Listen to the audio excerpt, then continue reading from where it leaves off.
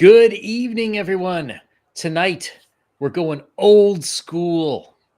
A special guest, the man who brings doom with his sword, the man who knows his way around classic desktop game, tabletop role playing games. We have Doom Sword. Hello. Thanks for coming. So, anyone Thanks for who having me. who doesn't know, Doomsword is one of the other players in the Gamma World game I play in on Friday nights. He also plays on a regular Tuesday night advanced D&D game over on the Dungeon Delvers channel, which is always very fun. So go check that out tomorrow night. So Doomsword, you have been making waves recently with your, shall we say, adaptations or new interpretations of classic D&D. So my first question has to be, why?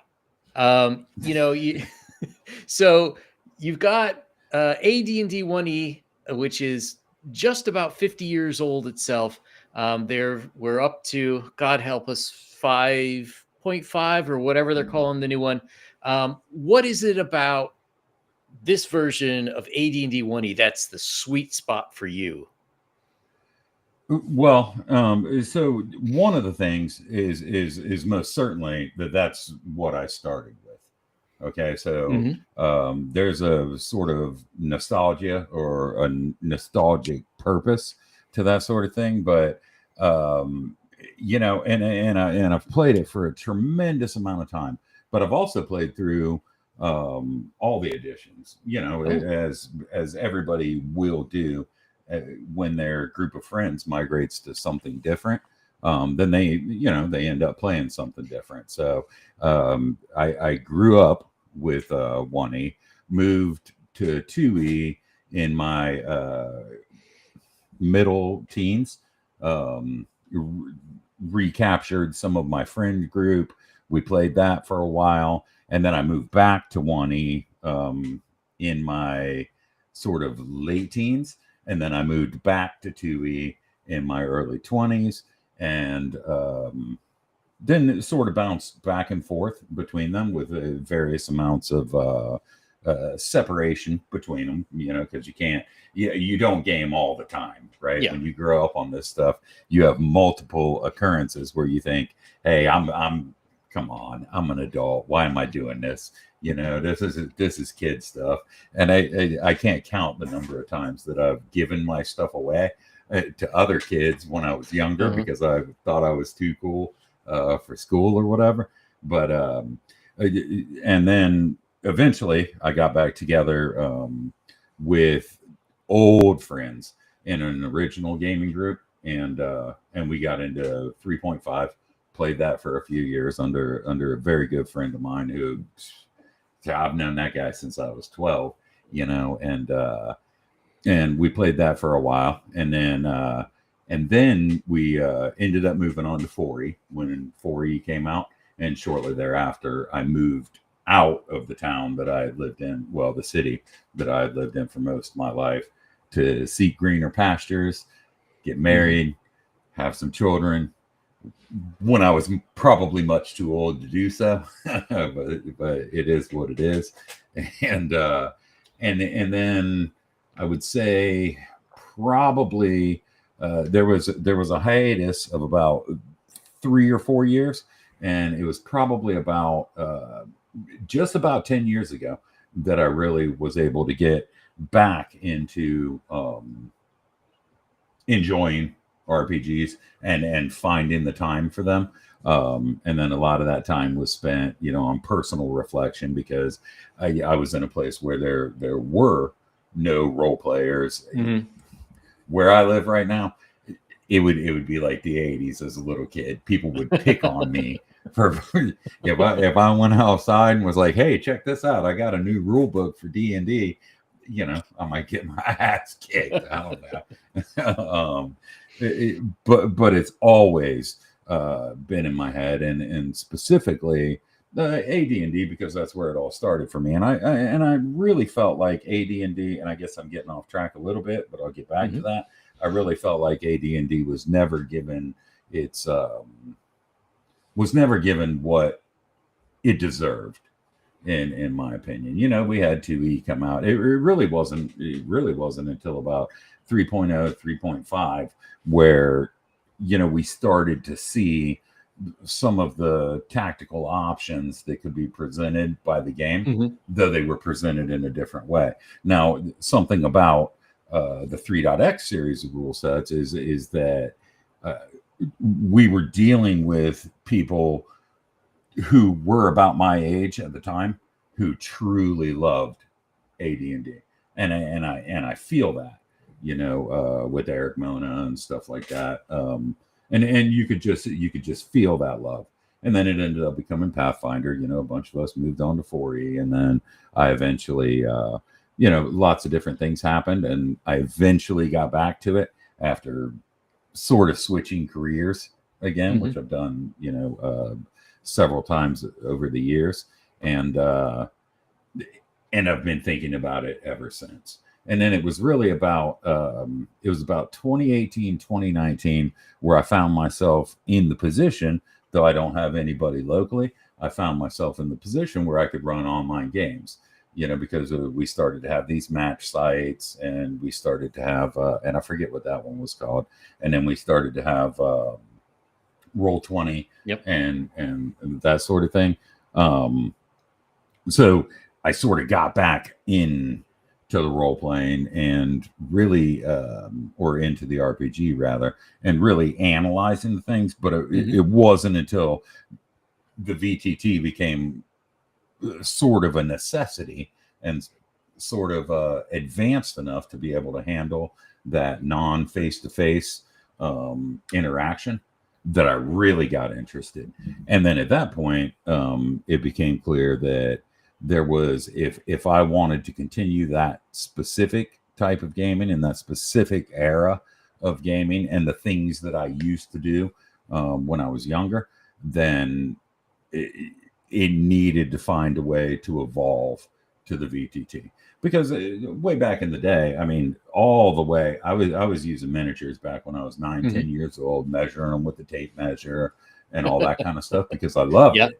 Right. And then when the Chess X battle mats came out and all that sort of thing, I was all over those. And we used those in our games all the way through, even through 4E. We used them for 30 years. But then I realized the VTT opened things up for players.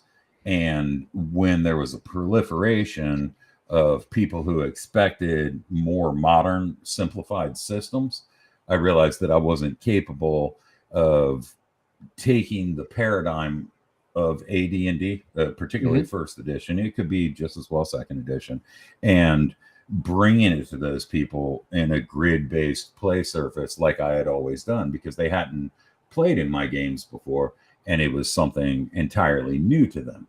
And then you run into things like, hey, you get a clear visual representation with a VTT of what's happening on the table, and everybody sees that. So it's just like with the VTT, it's just like sitting with these people, and you're trying to introduce to them a game system that never really defined outside of, hey, 3 men can fight abreast in a hallway. Miniatures are great. Make sure you use Advanced Dungeons and Dragons licensed miniatures only. Minifigs makes a great line.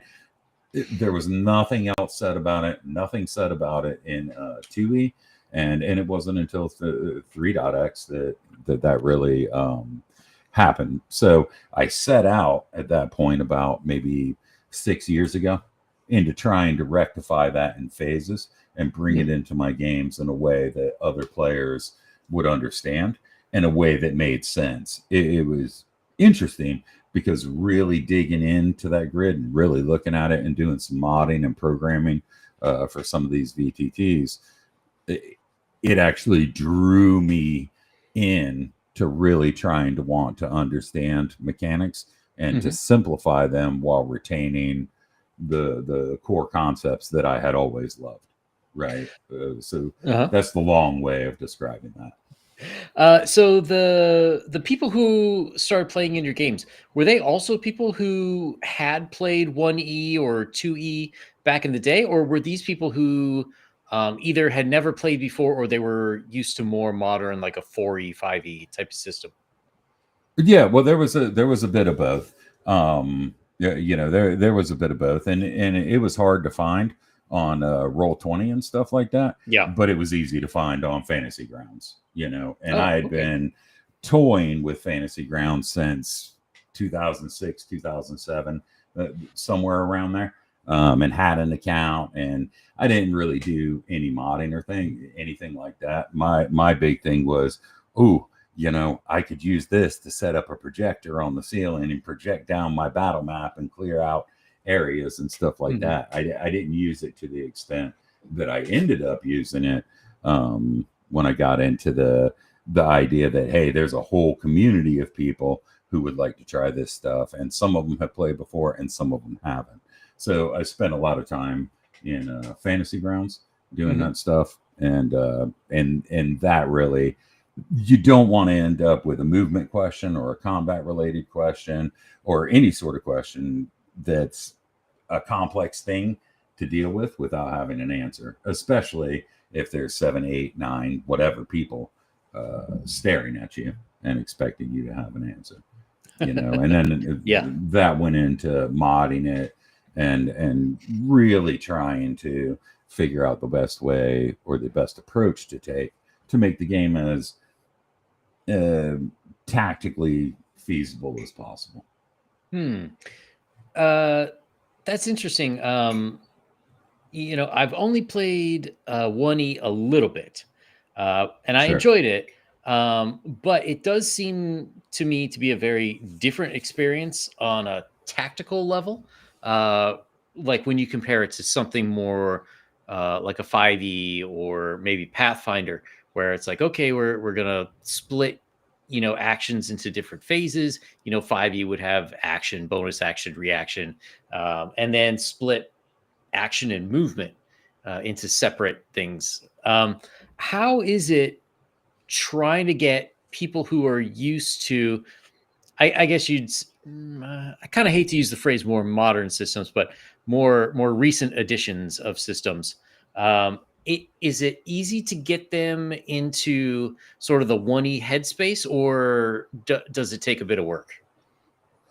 Yeah. So, okay. So, number one, there's nothing wrong with using Hmm. more modern systems or that terminology, because they are more modern systems. And the moment where sort of the Rubicon of this stuff was crossed was with 3.5 Yep. specifically.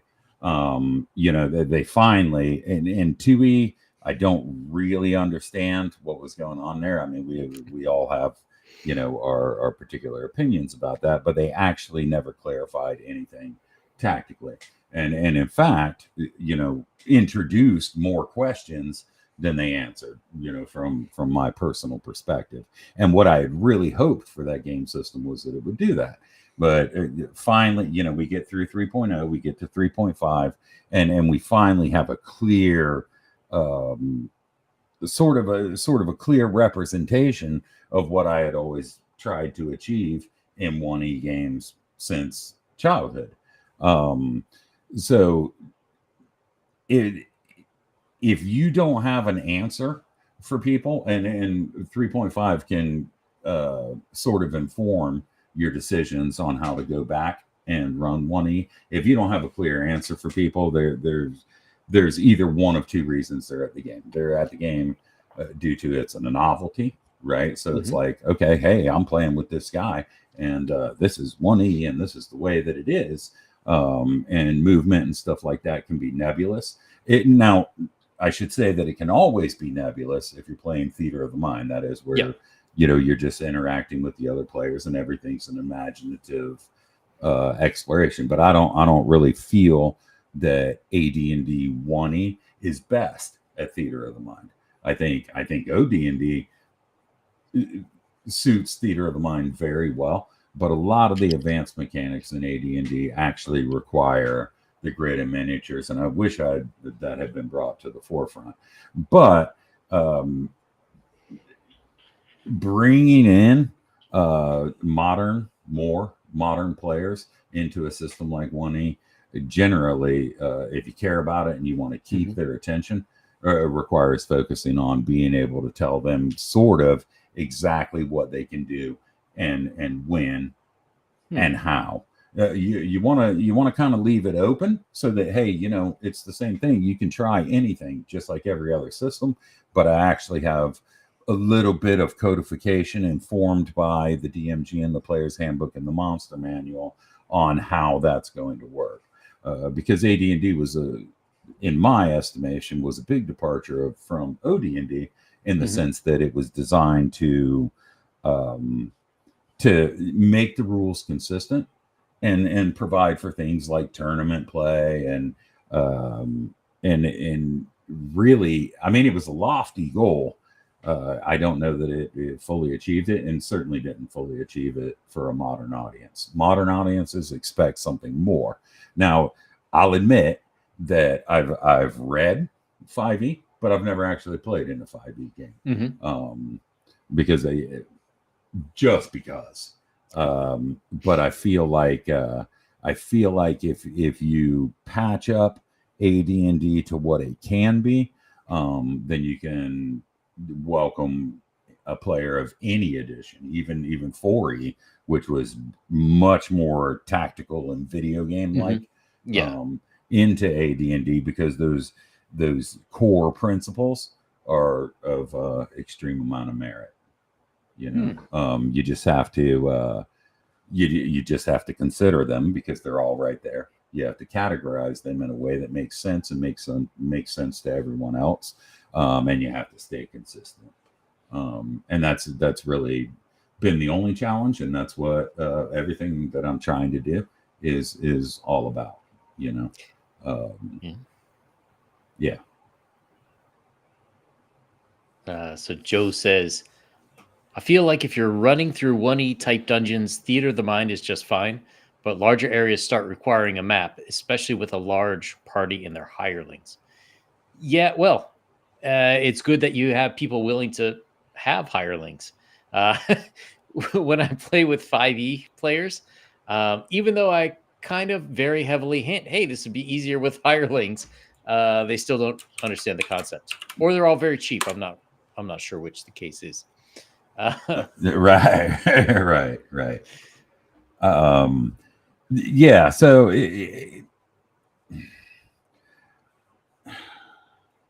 hang on, I just had to switch over to the little. Can you rephrase that for me? Because I kind of missed it. I just got back into the YouTube chat here. I apologize. Oh, yeah, right. I think he's on your channel, so right? It won't show up on my channel. Yeah. Oh, okay. Well, it's more of a comment.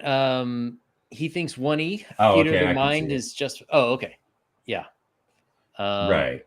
Larger areas do start requiring a map, especially with a large party and their hirelings. And we have to remember that mapping is one of the core features of 1E, right? So Theater of the Mind, even when I would play Theater of the Mind, and I don't generally run games Theater of the Mind that much, except if we're outside of an encounter area, right? Now, sometimes with the VTT, I'll map everything out, lock the tokens, allow the people to explore with their token light sources and stuff like that, and really develop an immersive experience throughout the dungeon. Although a lot of times I'll control the main character and have all the other characters follow through whatever facility I need to do that. But when I have run Theater of the Mind, especially back in the old days, the standard practice was we'd have the battle map laid out on the table. Everything would be Theater of the Mind until an encounter happened. And then an encounter happened, everybody moves their character sheets and dice out of the way. The DM draws out, the encounter area, places miniatures that the PCs can see. The PCs, are all arranged inside the door or whatever. And then we zoom in to, a round and segment based sort of tactical experience. Something like I'm sure you've played like XCOM or something like that. Oh yeah, I yeah, Yeah, I really feel like that's a pretty good analogy for the way that 1E AD&D was played back in the old days. Everybody's going around, and then everything zooms in to a yeah. specific encounter area, and you deal with the battle, walk away with the spoils, or walk away dead, or don't walk away, or whatever. And that's what it is. And the VTT kind of changed that because it gave you a much bigger area than a battle map, but the concept is still the same. Yeah, yeah. And it's funny you mentioned mapping as one of the core skills of 1E because that's something that's totally lost. If I had to depend on players to make a map of where they were, not gonna Right. happen. Right, and that's very unfortunate. And Yeah. nowadays in the VTT inspired Hmm. realm, I'm sure that just doesn't even exist. Yeah. But that was critical back in the day because we didn't have a VTT. We didn't have, the DM would have a map or whatever, and but the players wouldn't. Right. And that's some of the developing a synergy with the mapper of the group, even if that mapper of the group ends up changing over time, developing that synergy with the player to where you can say, okay, well, you move up, you're keeping along the right wall. The right wall extends for 20 feet and then makes a sharp turn to the left. Okay. It's a 10-foot wide passageway that's extended the same distance, and the passageway also turns to the right. And there's two 10-foot wide passages going off. And once you develop the synergy with the mapper, you could look at the game after Hmm. it was over, or after the adventure module or whatever was over, and you could see real similarities. But there were other ways to do it too. Linear map drawing where the guy just draws lines. But Hmm. we always strived for the mapper to end up with a map as close as possible to what the DM had in his possession. There's other ways to do it too, which a friend of mine who's a great DM introduced, which was, okay, you guys explore this. I'll go ahead and draw the graph paper out for you, and then I'll lay it in front of you, and you can see, which kind of eliminates the mapper. Hmm. But it can also be necessary in a game that's more modernized and has more options for combat. But mapping is fantastic, and I wish people would use callers as well.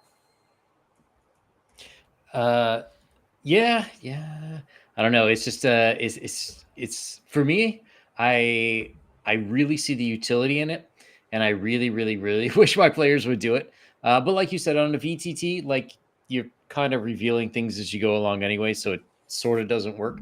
Um, but yeah, I mean, in person, I don't know. You can only hint so many times that it would be a good idea. Oh, Um, right, right.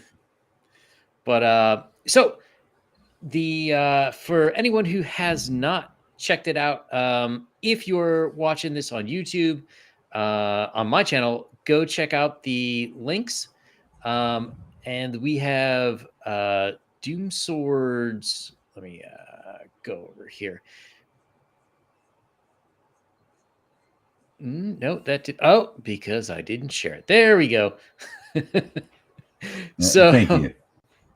so doomswords.itch.io. And so far, you've got two products over here. The 1E core creature framework and the raw combat simulator. Um, which, by the way, for anyone who's interested, uh, pinned in the chat, we have the core creature available on desktop RPG. But Right. so I had lots of questions about this. So first of all, for anyone who's interested, it's like a 32 page supplement, um, talking a lot about creature encounters. So, of the things that you've created so far, why did you start here? What is it about Okay. creature encounters you thought you needed to get across? All right. So may I have, and I apologize, may I have one Mhm. moment? I need to pull my son's TV dinner out of the oven. I'll be right back. No problem. Um, so everyone, while we're here, hey, if you haven't subscribed to my channel, why not? Do it. We have lots of guests. We have people talking about gaming. We have comic book creation, storytellers, whether that be authors or people who are visual artists. Uh, Usually at least once a week, trying to get up to twice a week, but we'll see how that goes. And keep an eye out. I am re releasing Empire of the Undying Sun. That's my campaign guide for 5th edition, but I will also have a first edition version available this time, as well as new adventure modules. We have 3 from Bill Sylvie, aka the Dungeon Delver. There will be more guest authors and some for me. These modules easily fit into any campaign, or they enhance the Empire of the Undying Sun campaign guide, as they are technically set in that world. Um, Also, for anyone who hasn't, why don't you go check out Doomsword's page? I've got down below in the YouTube description, I've got links to his page there and his YouTube page, and follow him on Twitter. And it looks like he is back. So Yes, there sir. he goes. Thank you. All right. All right. So basically, this entire insanity started with developing a set of house rules that would apply to VTTs, and really allow people to use, or at least allow people to follow and to know consistently what my rules were while running AD&D in a VTT. Things like movement, things like segments, which are, to me, if you don't have segments, you don't have AD&D, and that's all there is to it. And I utilize them heavily. But what I ended up finding over time, and finally decided to do something about it about a year ago, was that the Monster Manual, the 1977 Monster Manual, even the Monster Manual 2, the Monster Manual especially, is all, and I knew this earlier, many years earlier, but is largely unusable, right? The creatures aren't fearsome enough. The language used is not consistent enough. Being able to tell what a creature is capable of is very difficult, and sometimes you have to look in multiple sources to see that. So say you've got a flying creature, right? Monster Manual, Monster Manual 2 did end up rectifying this, but it didn't do much because it didn't repeat the rules for maneuverability classes in aerial combat. But Monster Manual 1 didn't give a maneuverability class, right, for a monster. Another thing that was egregious was Dungeon Master Guide gave you guidelines for assigning experience points to creatures. Dungeon Master's Guide gave you the attack matrix for creatures. Dungeon Master's Guide gave you the concept that some creatures are capable of hitting creatures that can only be hit by magical weapons.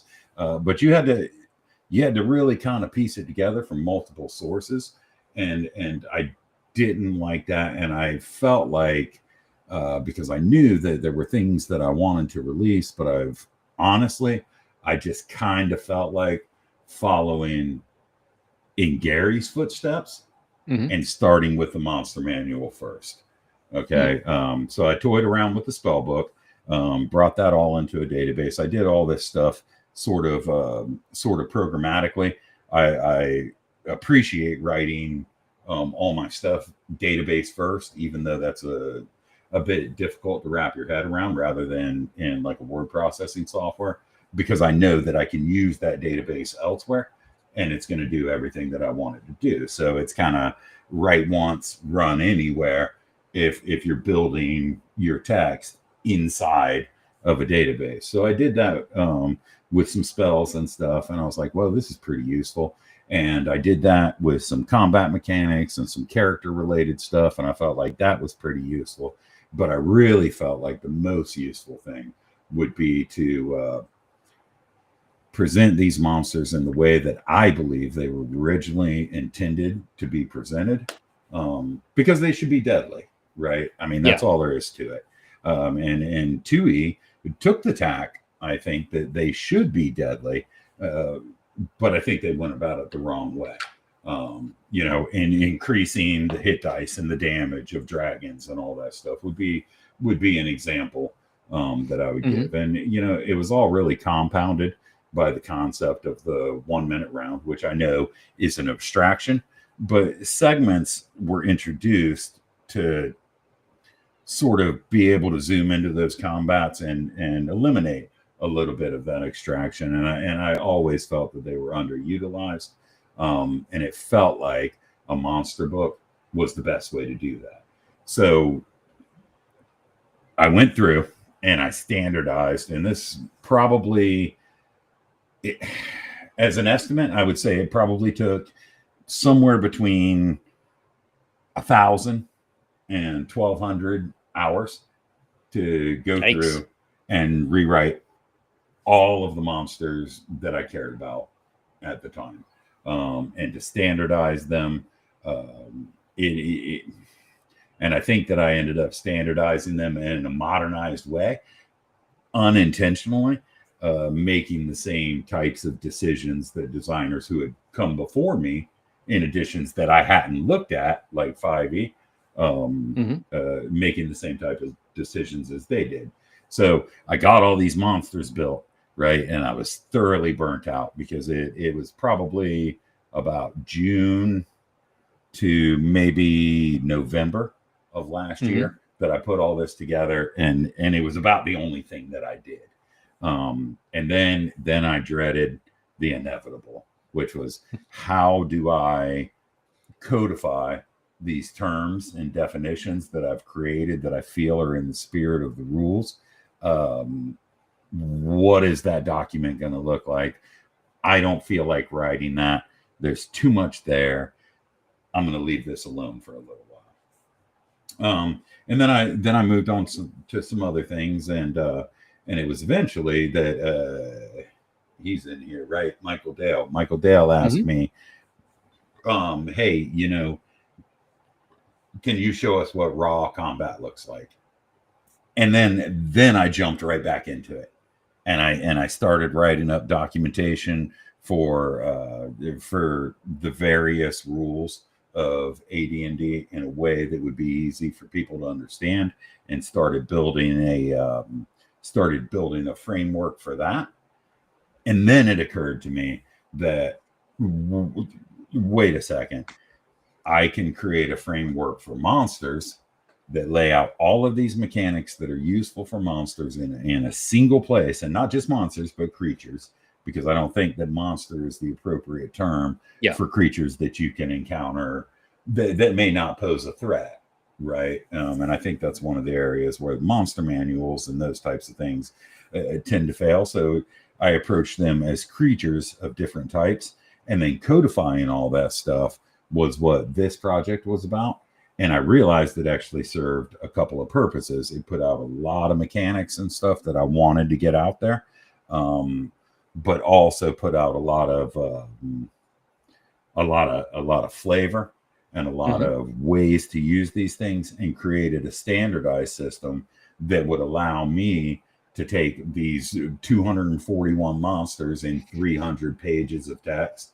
It let me tell you, 300 pages of text, 241 monsters, and I really had no way to present it without building something like this. So you can kind of think of Mhm. this as a what would you call it? You'd call it a sort of as a representation, for lack of a better word, of the introductory material in Monster Manual 1 and Monster Manual 2. Admittedly, Monster Manual 2 was better at the introductory material, but seeing as that's only about 4 pages, I really felt like building this out to complete standardization of monsters. And then I discovered a side effect is that I could take this entire framework, condense it, and use it to get assistance through AI or something like that of creating unlimited creatures. Um, so it's really a vehicle for releasing my creatures because these are the Mhm. terms and definitions of these creatures, but it's Ah. also something that I intend to release in parallel along with a character framework, along with a treasure framework, um, along with a combat, surprise, and initiative framework, most of which are written to allow anybody to take this stuff and sort of subsume it into their game to create the RPG that they want. Because they can take these types of concepts, adjust the terminology a little bit, and create a sci-fi RPG or a post-apocalyptic RPG based on the core concepts that made 1E special. For me, that's pretty interesting, because um, not that development of 1E stuff has largely been dead since 2E. Of course, when people start to move on, the older editions, they don't have as much development. But this seems like, to me, really sort of stripping it down. So it's much easier for people like to get into it and not, um, I guess the way I'd say it is not have to play Gary's game to an extent. Like it's much easier now to make your own stuff as opposed to just rely on what's in the original or older versions of the monster manuals. Right, and that was one of the really big goals. And now I will go back and say that I didn't realize this as I was doing it, but this is all within 2025. This has really become sort of it became an epiphany, and I realized what I could do here. And there's a couple of friends who have helped me, have at least listened to my ramblings over many years about this kind of standardization effort. Hmm. And that's what I'm really trying to achieve. You know, RPGs are going to have mechanics, and regardless of whether that mechanic is named something like an aerial maneuverability class or something different, Hmm. um, it can be used anywhere. So I really wanted something that was open and free for people to use and meld however they want. So I could envision, for example, a framework that's like a 1E advanced GW framework, right? Hmm. Where you can create a 1E version of post-apocalyptic play. And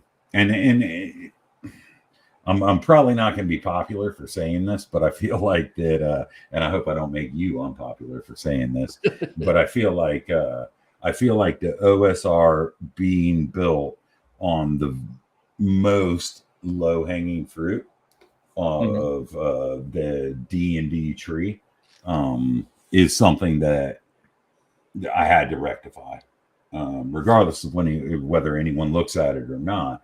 I felt that advanced just gives you so much more. Uh-huh. So 1E, even 2E, okay, for all of its perceived faults by me, it gives you so much more than what you were dealing with O D&D that it's a shame that it hasn't been used to more effect or to more effective effect, right? And I feel like it's going to go away, and I don't like that. Sure, we've got print on demands and all this stuff of old 1E stuff, but it doesn't do anything really to clarify the mechanics, and you never know when that stuff's going to go away. And then it's been particularly abrasive to me to see BX style systems release advanced mechanics that don't actually include the things that make D&D AD&D. And I feel like that stuff's going to go away if I don't do something about it. Yeah, it's funny you mentioned that, because we're at like a very interesting point in tabletop role-playing game history, because we've lost Gary.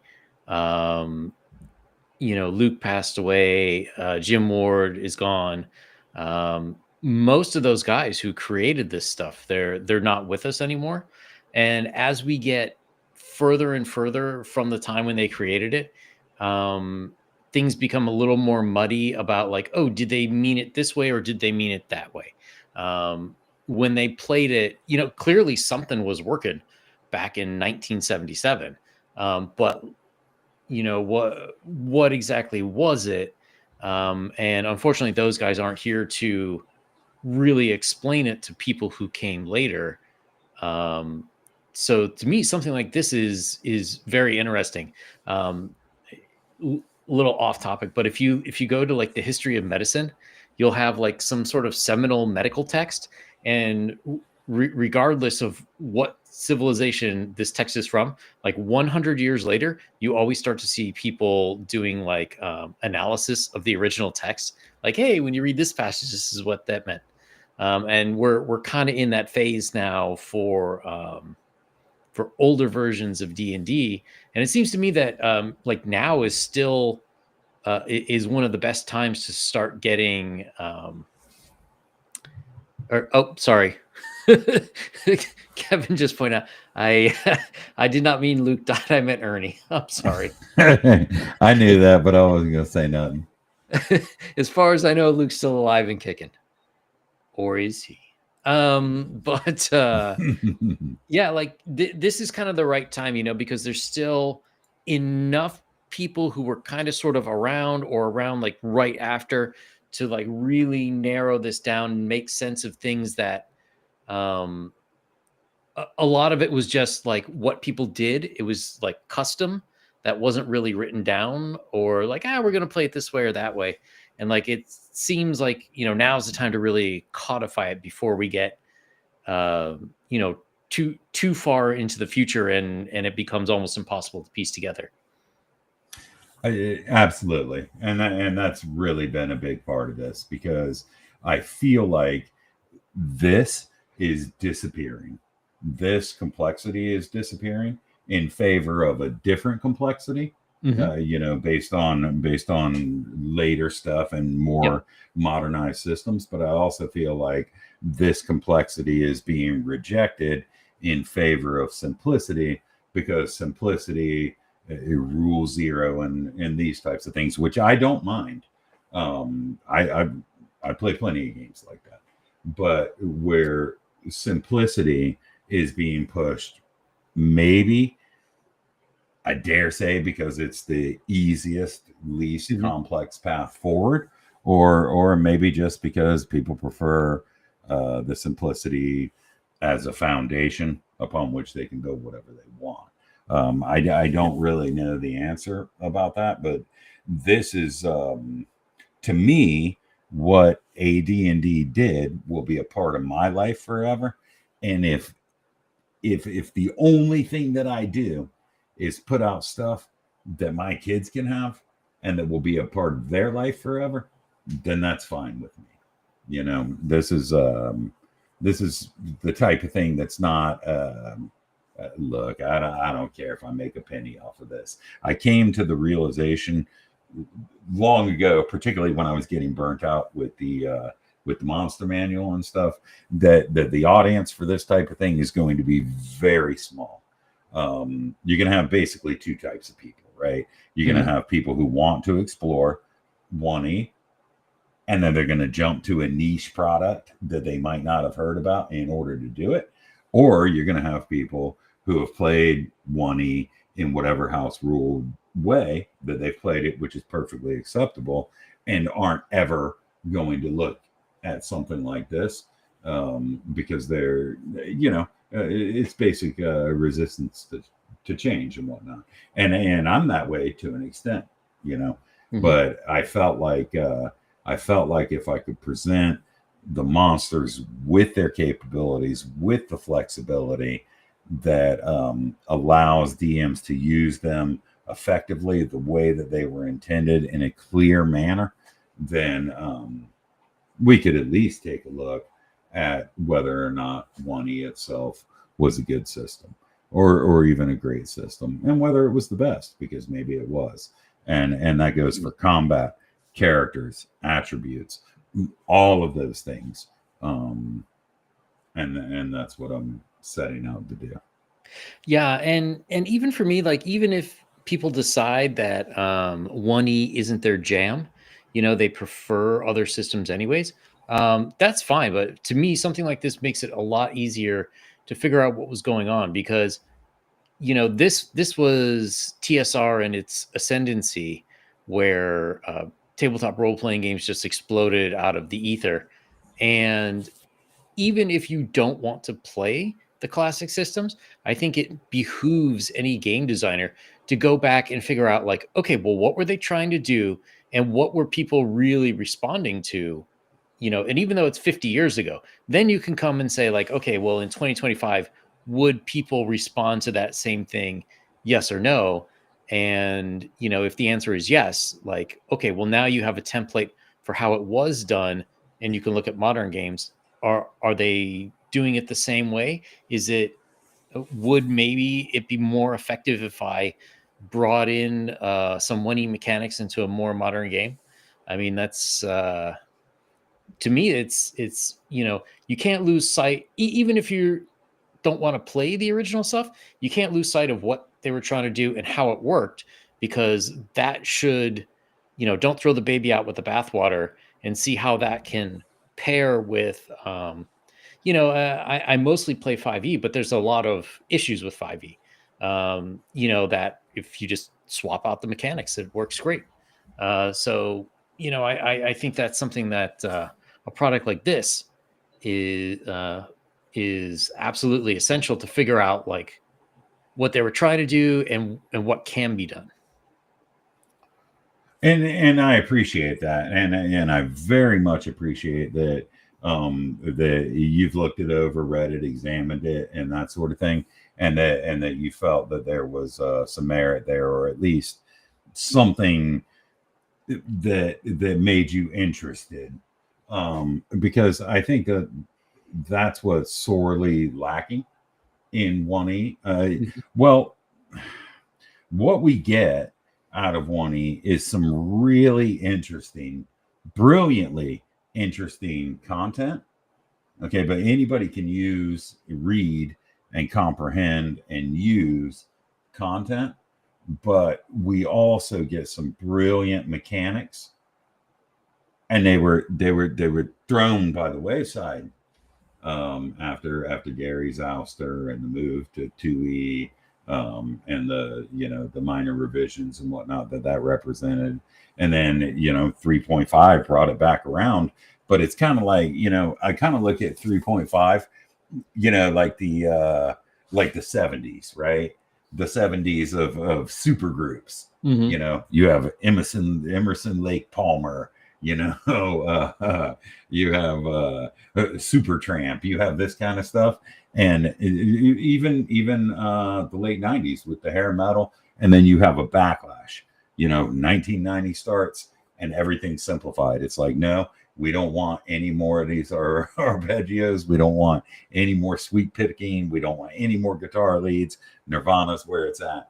And I think that that's the point we're at as a society. I think the fatigue of 3.5 signaled, and especially 4E which I felt was executed poorly for what, I mean, it's Yeah. obvious that it was, um, to retain customers, but I feel like we ended up at a generational shift where 3.5 was more like, and Pathfinder was more like the late 80s.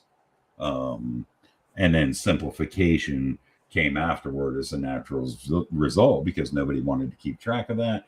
Nobody wanted to deal with any of that. They were complexityed out and all that sort of thing. So cyclically, it seems to me that I mean, I have to get this stuff out regardless. I have to do that if it's useful to people who feel like this sort of approach related to modernity is compromising their tradition of what they grew up with.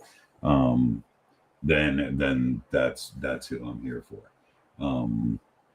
And interestingly, on things like these actions and stuff like that, I realized independently that I mean, this is just the way it flowed out, and I found myself making a lot of the same types of decisions as far as names of abilities and really kind of structuring this stuff within a framework.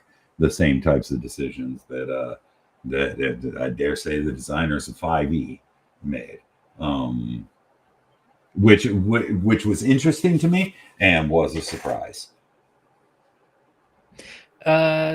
Yeah, well, I not that I want to defend 5e too much, but I think the original 2014 version was really an attempt to go back and find Right. a lot of like what really worked well in older editions, but not make it nearly as crunchy as 3.5. Something Yeah. that would be easier for new people to get into. And I think, well, if I had a problem with some of the older versions, 2e was the first. Like I've told the story a million times, but I had the player's handbook, the DM guide, and that god awful monster manual that was in the 3-ring binder where all the pages fell Oh out. yeah. Um, Yeah, monstrous compendium. but I couldn't find anyone to play with. Right. Because it's kind of like your situation now is exactly like I was. Like for some reason, Marvel superhero role playing game was fine, but God forbid you want to play D&D, you'd be a total nerd and outcast. Right. But forget where I was going with that story. Oh yes, well, my one problem with it is like some of the stuff was like very arcane and very hard to understand, just the way that it's written. So even just re-editing the material into a more easy to follow format, I think is something that a lot of those older version, um something that they really need to make them, I hate to use the phrase make them relevant again, but make people more interested in playing them, because you don't want to spend 10 hours just to figure out like how to do a combat. It should be relatively straightforward and other abilities. And yes, I know it was not that bad, and Thaco is not that bad of a system. For all the old Right. school fans Right. out there. Yeah, well, the 1E guys hate that stuff, and the 2E guys hate the matrices, and everybody, kind of hates everything through a progression. But I think that's the biggest value, because what you would find historically with 1E and 2E, I do not feel did anything to address this. What you would find is circumstances where if the DM was going to run the monster to its ultimate capability, he would have to study it, and he would have to come up with a framework for how to run that thing, and it wouldn't fit with any of the mechanics that he had been presented. Okay. In 3.5, they managed to make that fit with the mechanics they were presented, but I feel like they went too far, right? Not every creature needs to have all ability scores. Not every creature needs to have feats. Not every characters don't necessarily need to have feats. I feel like it was just bloat in the name of maybe a mix of in the name of selling product and trying to get away from the sort of bad taste that was left in everybody's mouth for what 2E did. I feel like 2E was, at least to me, when I bought those books, what was I, 14 maybe, when I bought the Player's Handbook.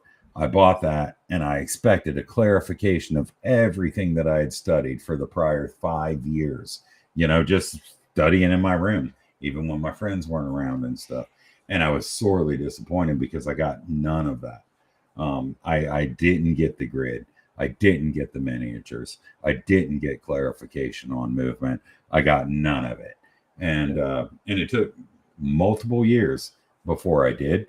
And that was 3.5, but of course, really starting with 3.0. But of course, they dropped the AD&D moniker in preference for the D&D moniker. But we still felt like it was kind of the spiritual successor. But, the splat books and all that stuff piled on and changed that. Now, with 5e, I've read a bunch of it. I just haven't played it. Right. And I have a whole collection of that stuff. I really feel like the earlier parts of it, the advent of it, and the initial perspective and design choices in the early times of the development were conducive to maintaining the spirit of advanced Dungeons and Dragons, albeit a little more with a little more simplification. But then it progressed like all D&D versions do. Yeah, slowly spiral out of control. Right.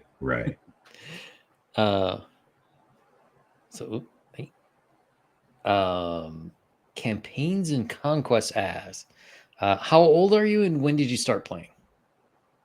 I'm 51. And I started playing when I was 7. Nice. All right. So, in addition to the core creature book, I also wanted to get to the Raw Combat Simulator. Now, unfortunately, I don't have a Windows machine, so I couldn't actually view it. But this seemed really interesting to me. What was the purpose of the combat simulator? So the purpose of this was to sort of try to determine whether or not these rules present in 1E actually made a difference. Okay, because we have to remember that the rules as presented in 1E, 1E is very interesting because it presents very specific things and only those things as optional rules. Like hit points, death. That's an optional rule. Like determining whether repeating 20 only happens on a natural 20 or any roll of 20. That's considered an optional rule. And there are very few instances of that in there. And Gygax's own statements back in the day, for whatever purpose they were made for, made it clear that he and TSR at least intended to declare this as an authoritative rule set. So the idea that they provided options for certain things made me feel like other things were not optional, even though they weren't tied together in meaningful ways that you could examine and trace from book to book and chapter to chapter. They were still authoritative.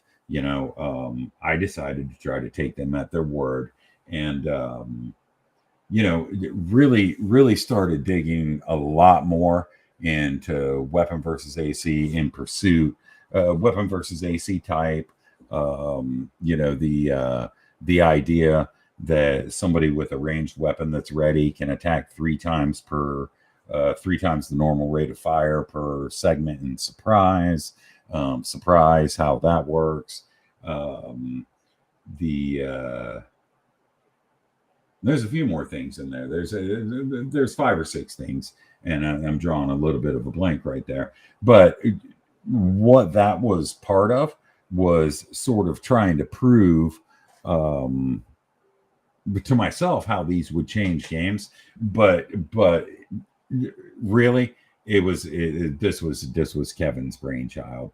As I was talking to him about this, and I'm sorry to call you out, Kev, in case you didn't want nobody to know, but he's been super helpful in talking to me about this stuff. And I don't know of anyone else who would listen to me because I can be very pedantic or obsessed or whatever.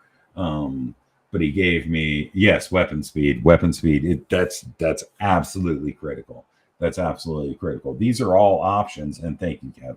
These are all options that are meant to provide dynamism to the system, and they've all been seemingly, or most of them, have been thrown away in favor of providing abilities or whether they be feats, skills, or advantage dice and this kind of stuff to scenarios rather than actually digging in. And these are all the things that nobody ever used. I always used them every time that I could, but nobody I played with used these, and nobody I talked to used these. And these are sort of the forgotten, stepchild of AD&D. So Kevin helpfully pointed out to me, and I thought it was a brilliant idea that, hey, you know what? If you want to do this, build a piece of software so we can see the statistical differences. Okay. And I first built it as a console app, and then I decided to wrap it in a WinForms GUI, and it gives you the opportunity to simulate. If your PC can handle it, you can simulate 10, 100 million different combats while checking the various AD&D raw combat options that nobody uses, and deselecting and reselecting those in the radio boxes and or the check boxes rather, and determining how they affect the end result of the combat. Right. Mm-hmm. I mean, I have to say, I can't believe that I've never seen this tool before. This is amazing, and I really wish I had this when I was working on, getting started on my campaign guide, because one of the problems with the more modern versions, and I'm not sure about 1E, is that the system that they give you to create monsters in the DMG, like, it's never correct. Either Right. the monster is way underpowered or way overpowered.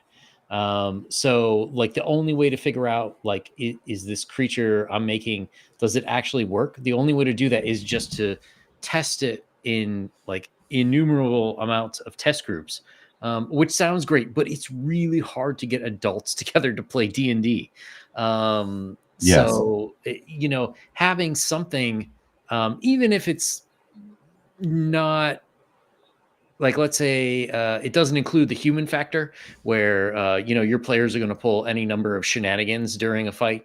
But just something to figure out, like, on average, am I on the right track, or is this, do I need to pump it up or take it down?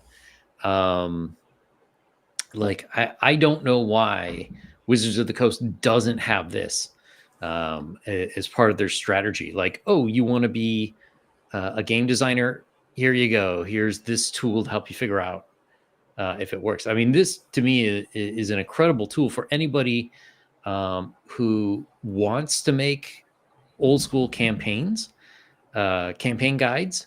And it's just something that, like, it really takes the barrier to entry down, because I would have to write a module, and then I'd have to go and I'd have to find 20 people to test it, 30 people, 50 people, then maybe give it to some other DMs. This would like cut. I mean, I'm not saying that you want to get rid of test groups, but this would at least, cut out like 1 or 2 rounds of it, and I would have a much more polished product when I start going into testing.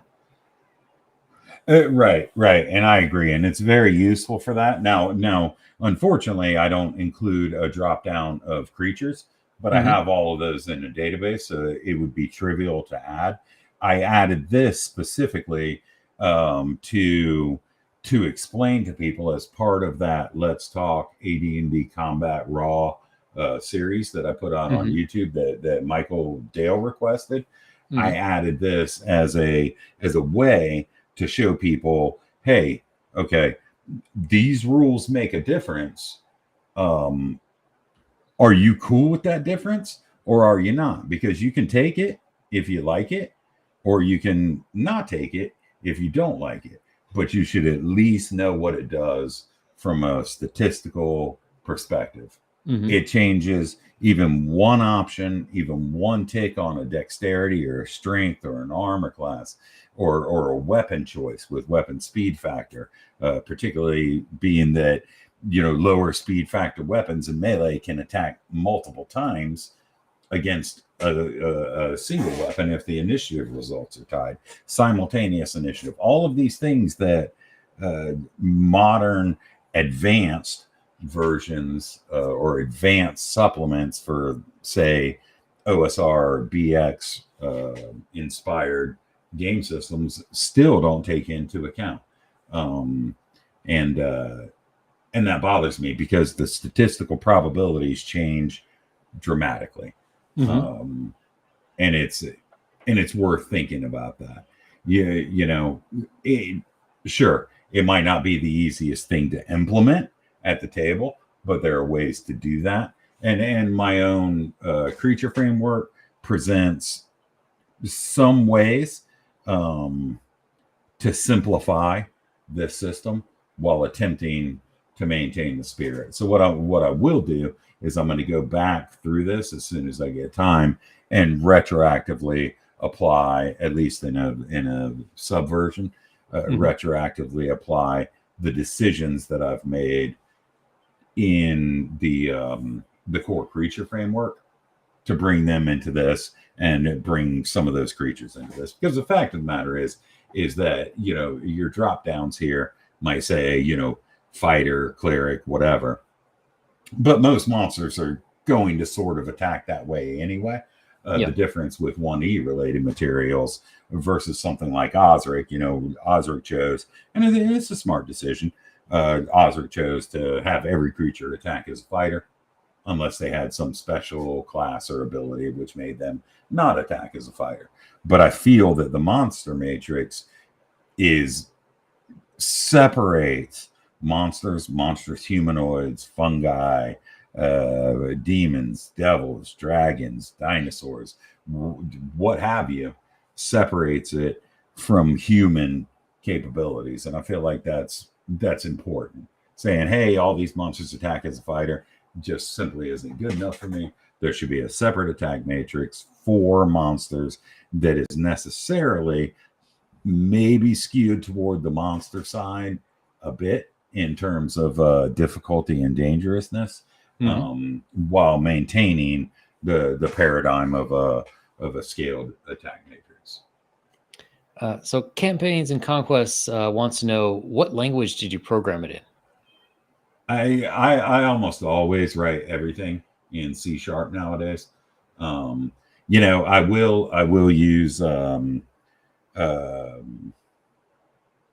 will use HTML and JavaScript where necessary, but for the most part, I can accomplish all of that in C#.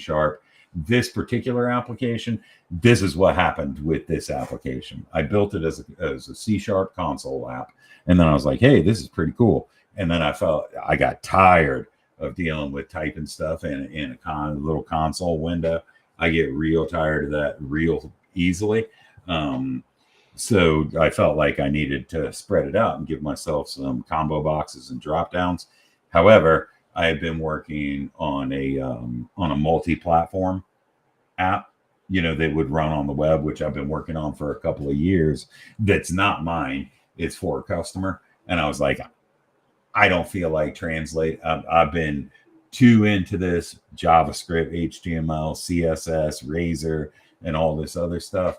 So let me just do this in WinForms because this is a drag and drop. I can, transform. I can make myself a class library where this all stuff is all usable later, and I can drag and drop controls and assign them values and have everything go exactly what I want.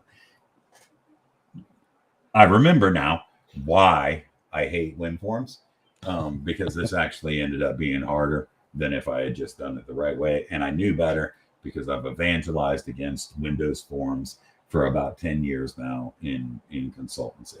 But at least it works. And I'll wrap it up in something else later that'll make it more useful and more flexible.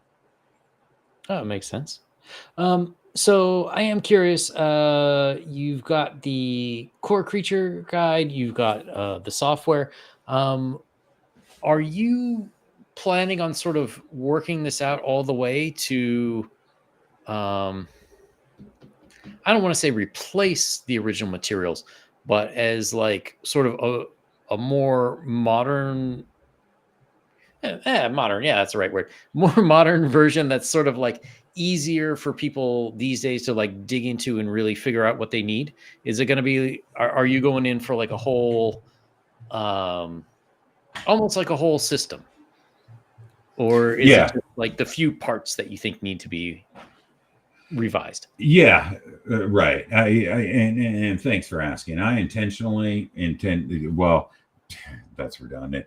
I intentionally, the idea was that I'd get out this monster guide, and then that would be it. People would know how to run these monsters, and then I'd get out some combat options that could be tacked onto other stuff. But it really, at this point, I feel like it's best just to. And this decision was made, I would say 5 or 6 months ago, which kind of contributed to me not working on it for a while I tried to figure out what my problem was. I figured that this would be a game system with a framework, right, that covers all the most necessary mechanics and materials that anybody could build on or build a fantasy RPG on. And that's the ultimate goal of this. So this particular book serves as a vehicle to launch my monsters, because without this, I could release the monsters and nobody would know what any of the definitions that I use in those monsters, even though they're similar to AD&D definitions, nobody would know what those meant, right? So, and I quickly realized that releasing, like a 340 page book or something was beyond, wasn't necessarily something that I wanted to do at the time. It would take me forever, because I would nitpick the whole thing all the way through.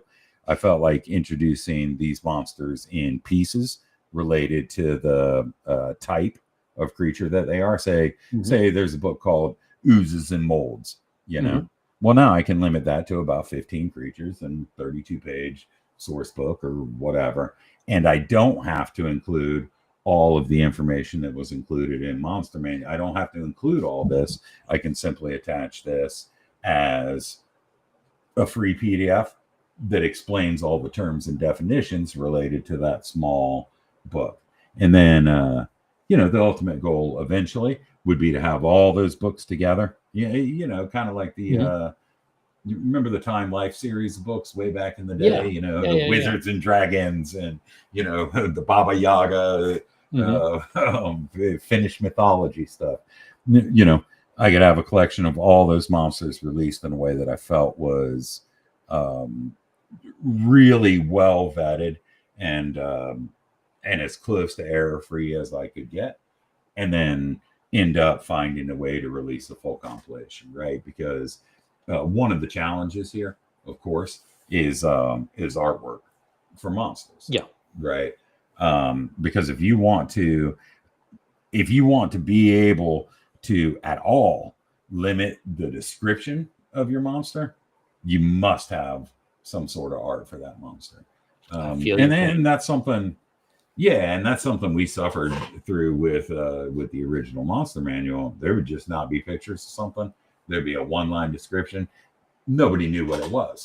And then you get into something like some of the later bestiaries for Pathfinder, and you've got a picture of the monster, you got all these stats, and then you got a 2-page description. And it's like, well, I don't necessarily need a 2-page description if I can just look at the picture.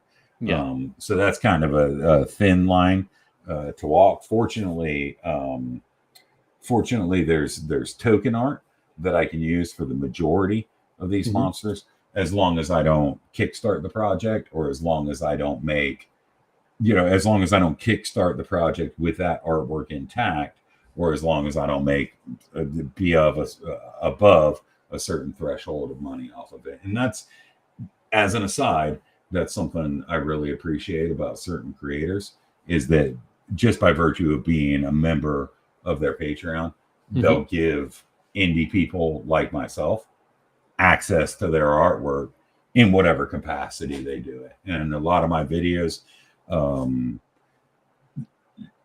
are, they use freely available material from a great composer, and a lot of my monsters use tokens from somebody else who's just a fantastic artist, and opens that stuff up in a way that indies can use it to promote their products. I would spend as much time writing this, building AI art, and I really, I really don't have much of an interest in using AI art to create these monsters or to depict these monsters. So things like that are super helpful, and that's one of the reasons that I've really decided that this can be used by anybody to create their own stuff, because it's a CC by, just give attribution. It really, honestly, just don't copy the whole thing and post it as, hey, check out this new version. It's called Advanced, and this is all the stuff. Just just don't steal the idea from me, but use whatever you want. And that's how I want the monsters to be. That's how I want all of it to be. I want it to be something that ends up existing within the public domain, within reason, to preserve these rules and these concepts forever, even if they're slightly modified. So maybe like a copyleft, or what's the other one I'm thinking of? Basically, it's like public, but if somebody wants to use it on a commercial purpose, then they have to pay.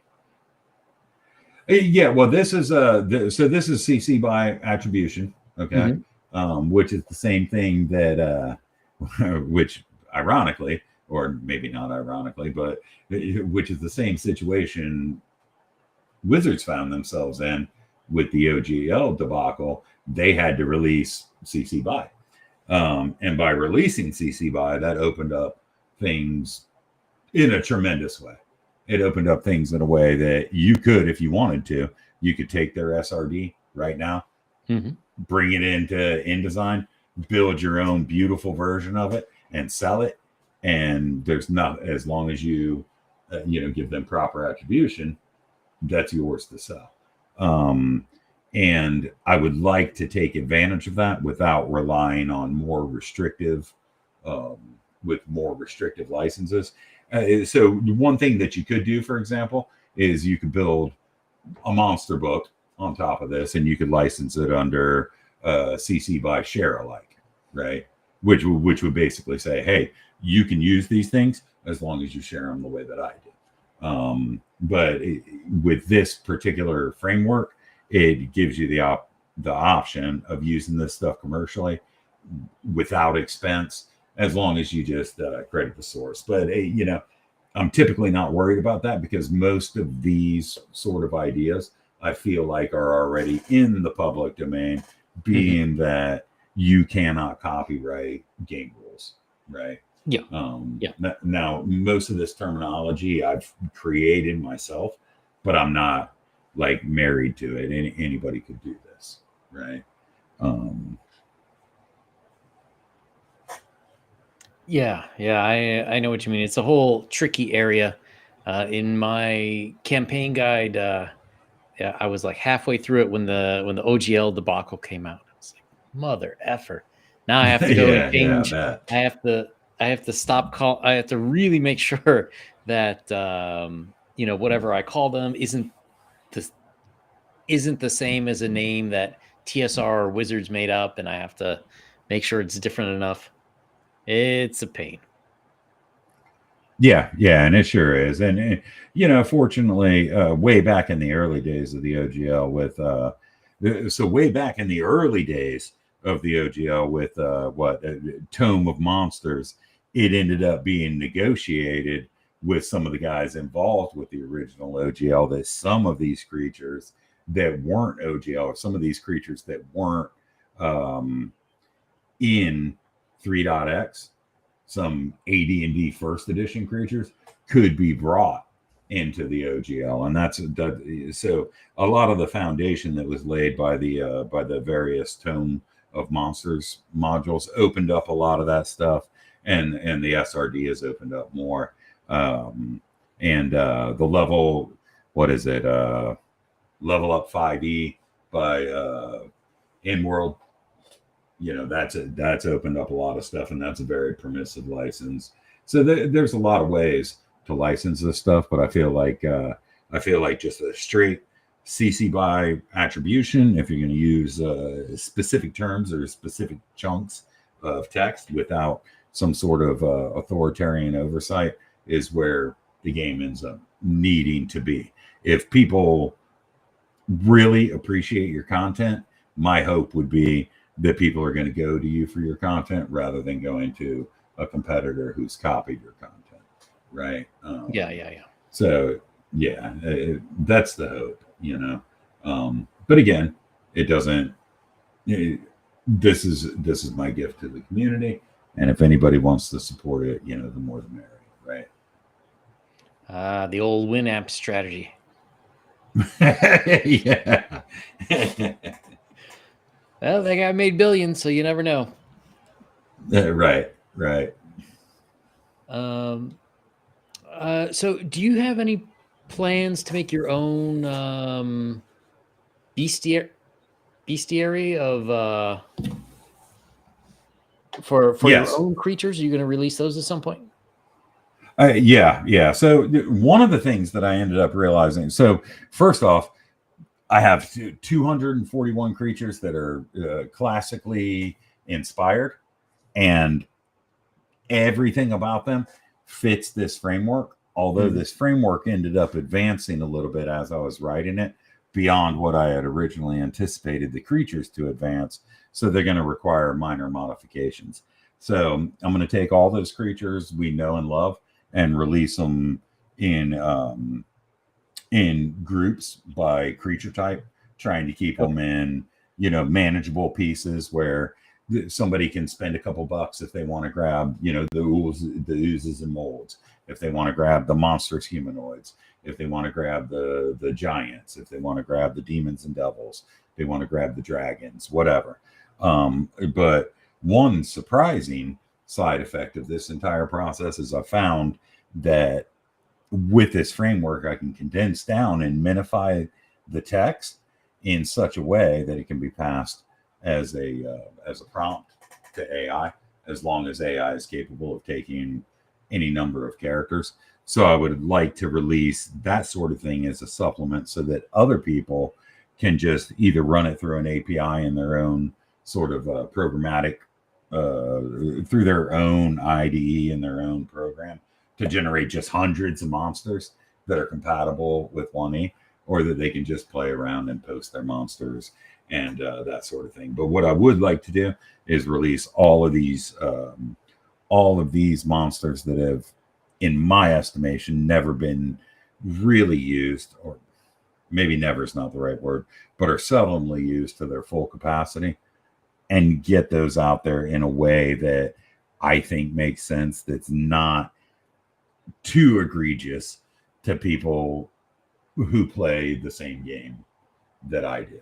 But I'd also like to open it up to the community where they can create their own monsters, and there can be community publications of monsters, and there can be rehashes of monsters, that are there's a bunch of monsters available in the 5.1 and 5.2, I guess now, SRDs that never appeared in AD&D. Same up with the advanced 5e. All of that stuff has a wealth of information that's allowed to be used in and I'd like to see this, I'd like to see this go wherever it is. But the very next thing, in my estimation, is that there will be monster releases, and there's going to be another framework that right away that starts to deal with sort of the core framework aspects of a book like the Player's Handbook.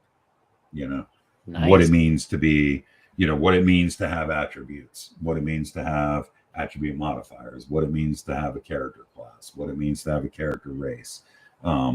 Much in the same way that this is created, and then anybody can layer on a book that follows those framework outlines to create whatever race they want, or they could feed it through AI and just create a race on the fly, a race or a class or anything like that, or even ability scores.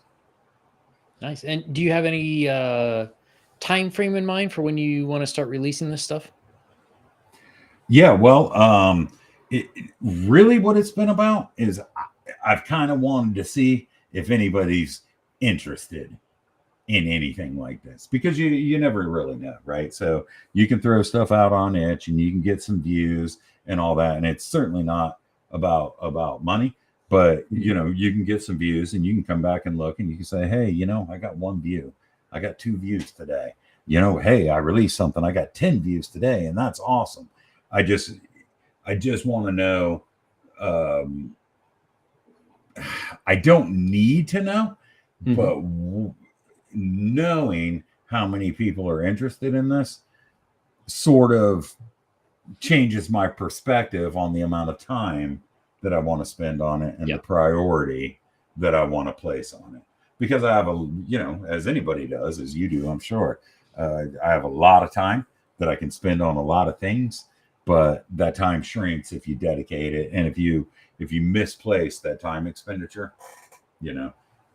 So this has kind of been about, or I hope it especially becomes about, judging people's interest in such a thing. I know it's niche. I know that half the audience for this kind of stuff is going to think it's maybe too complex. The other half is going to be like, hey man, I got my D&D books, I don't need this crap. What is this guy doing? What's effective offensive hit dice? What does he think he's doing?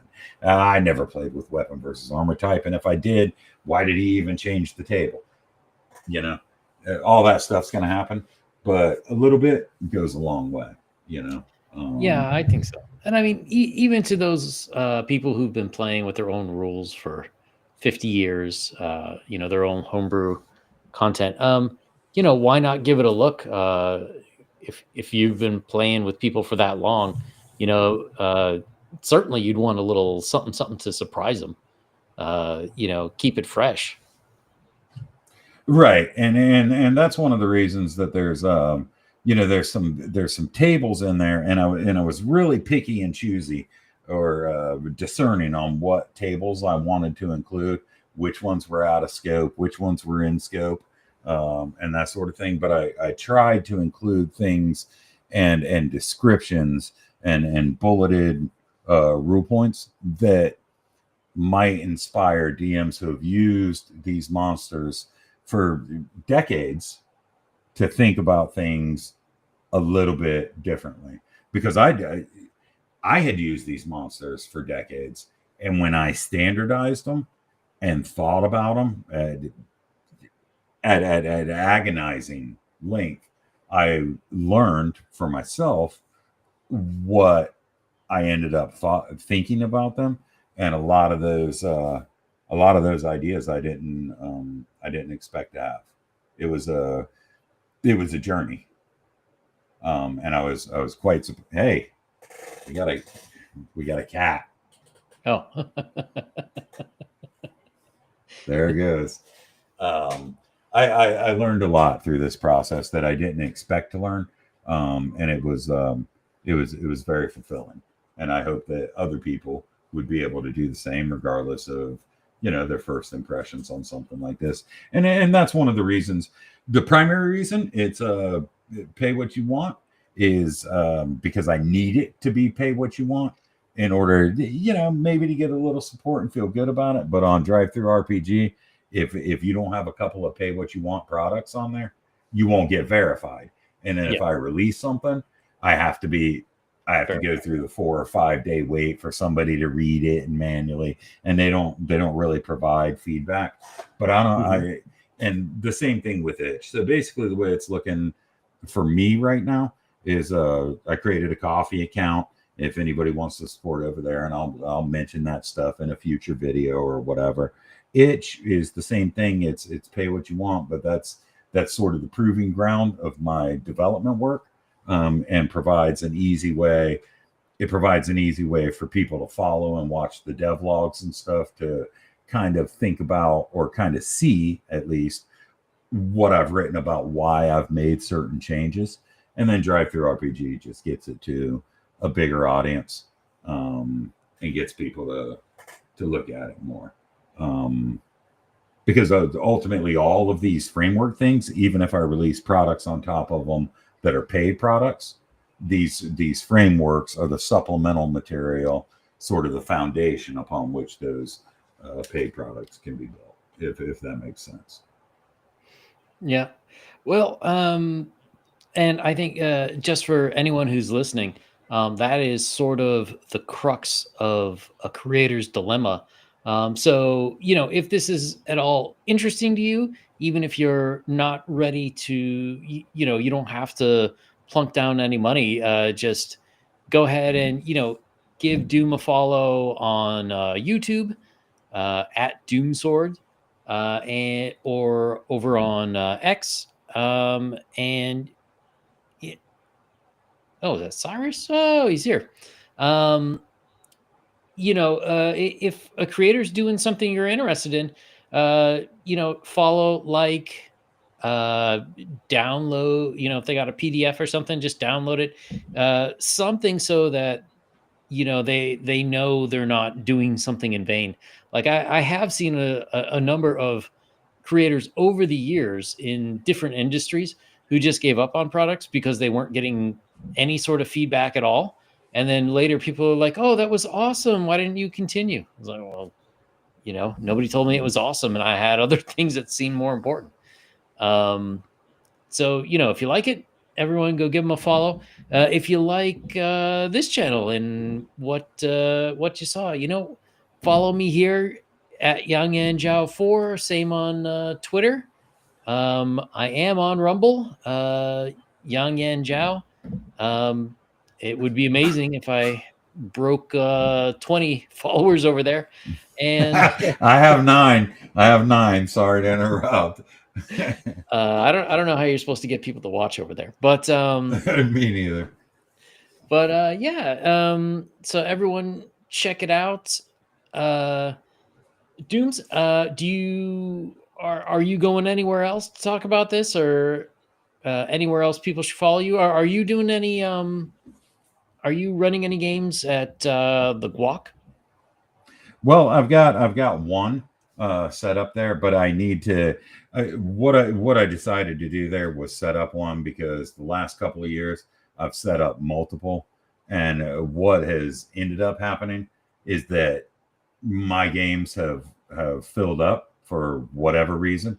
Um, and we're talking 5, 6 of them, over that period in time, and then I feel kind of I can feel kind of bad because other people, and I don't know why, but other people's games don't fill up.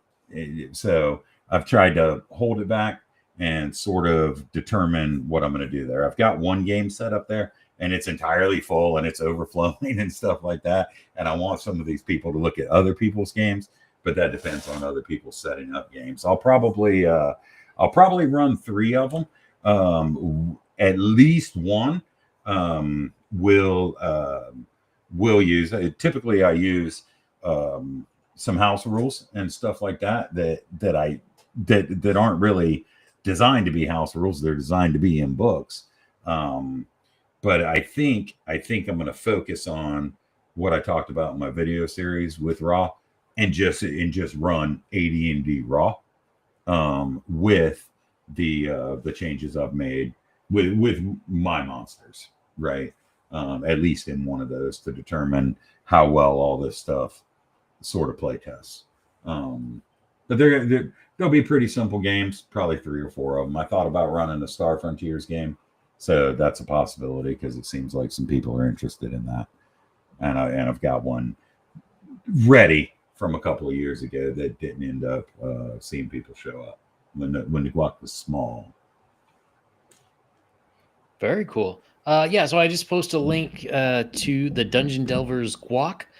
So go check it out if you want to play a game with Doomsword. You're interested in AD&D 1E. See what he's got going on with his systems. Go check it out. You can see if it'll work for you. Well, Doom, thanks for coming by, and I'll see you Friday, I guess. Yes, sir. I'm forever indebted. I think Friday. Yeah. Right, Deb? Friday? And I yeah. Well, today's, I think Friday. I think we're good on Friday. I very much appreciate it. Thanks for taking your time to showcase this and talk about it. And thanks for reaching out, man. It means a lot to me.